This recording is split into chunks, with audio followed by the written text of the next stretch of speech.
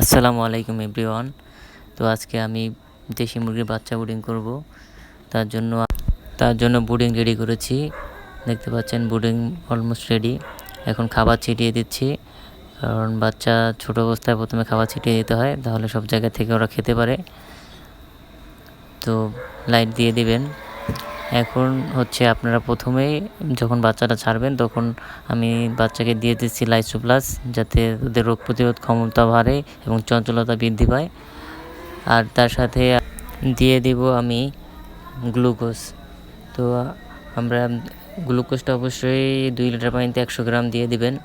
তো আমি গ্লুকোজ দিয়ে দিলাম। এখন পানির সাথে ভালোভাবে মিক্স করে বাচ্চাগুলোর জন্য রেডি করলাম। বাচ্চাগুলোকে দিয়ে দিব। আপনারা অবশ্যই ব্রুডিং করার সময় সব কিছু সতর্কতার সাথে এবং সুন্দরভাবে শুরু করবেন, কারণ ব্রুডিংটাই প্রধান কার্যক্রম একটা বাচ্চা ছোট থেকে বড় করার। তো আলহামদুলিল্লাহ আমি ব্রুডিংয়ে বাচ্চা ছেড়ে দিচ্ছি।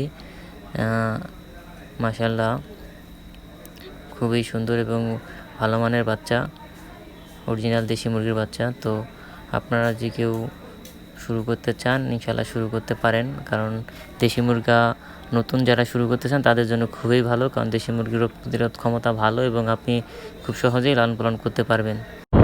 তো সকলেই দোয়া করবেন আমার জন্য, যাতে আমি সুন্দরভাবে মুরগি পালন করতে পারি। যদি কেউ নতুন শুরু করতে চান তো যে কোনো পরামর্শের জন্য বা যে কোনো প্রয়োজনে আমাদের সাথে যোগাযোগ করতে পারেন। ইনশাআল্লাহ আমরা চেষ্টা করব আপনাকে যথাসাধ্য ভালো একটি পরামর্শ দেওয়ার জন্য। তো সকলেই দোয়া করবেন।